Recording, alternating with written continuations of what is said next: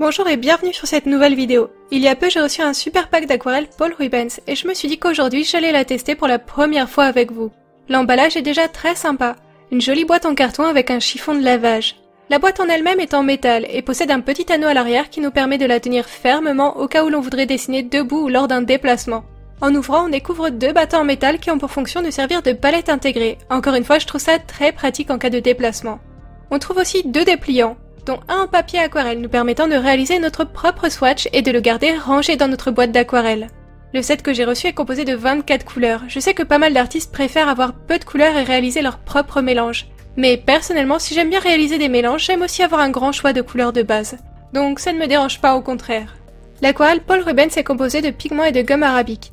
Ils garantissent une bonne résistance à la lumière et sur les brochures on découvre que certaines couleurs proposées peuvent être opaques, semi-opaques ou très transparentes. J'ai hâte de tester tout ça par moi-même.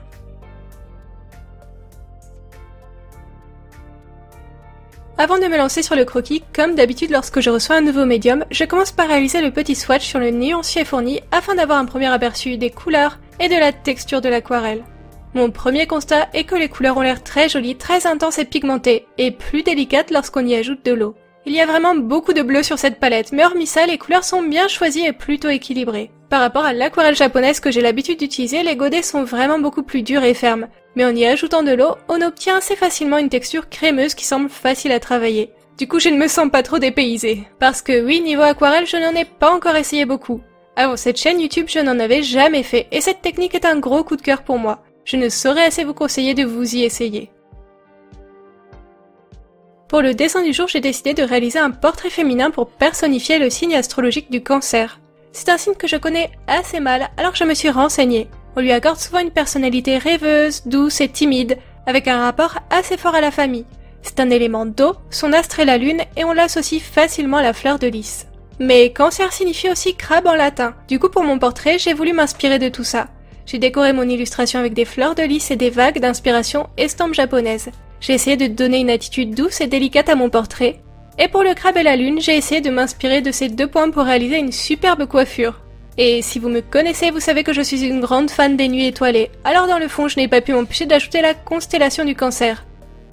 Avant de commencer à peindre, j'ai protégé certaines zones avec du drawing gum. Habituellement, je l'applique avec un pinceau de sculpteur. C'est très souple et le latex s'y enlève très facilement.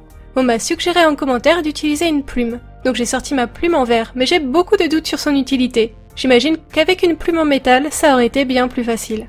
Et après avoir testé, vu que mon drawing gum a décidé de rester amoureusement figé à ma plume en verre sans vouloir descendre sur le papier, j'ai fini par continuer avec mon pinceau de sculpteur. En tout cas, j'aime beaucoup utiliser du drawing gum sur mes peintures, parce que lorsque je réalise un fond à l'aquarelle, j'essaye de travailler vite et de manière homogène pour avoir le meilleur rendu possible. Alors je n'ai pas trop le temps de me soucier des contours de mes autres éléments. Le liquide de masquage est vraiment quelque chose que je vous conseille, vous verrez que ça va vous faciliter la vie. Pour en revenir à la peinture en elle-même, je n'ai réalisé des mélanges que pour la peau, sinon j'ai utilisé les couleurs proposées dans ce set. Pour chacune des couleurs que j'utilise, je réalise un mélange plus ou moins dilué avec de l'eau, histoire d'avoir une couleur foncée, une moyenne et une couleur claire. Malheureusement, j'ai été un peu timide pour la peau de mon personnage, et je n'ai pas assez poussé la différence de couleur entre ces trois mélanges. Parce qu'il ne faut pas oublier que l'aquarelle s'atténue pas mal au séchage. Alors, si ma peau me semble parfaite lorsque ma peinture est encore humide, en séchant j'ai remarqué que ça manquait complètement de contraste. Mais c'est de ma faute, et pas celle de la peinture, vu que pour les autres zones j'ai réussi à bien doser mes couleurs. J'ai été un poil trop prudente et je me suis fait avoir par mes propres précautions. Je ne m'en suis rendu compte qu'une fois la peau bien sèche, et j'ai préféré ne pas retravailler la zone pour ne pas provoquer de catastrophes malvenues. Je ferai sans doute une petite retouche au numérique après l'avoir scannée.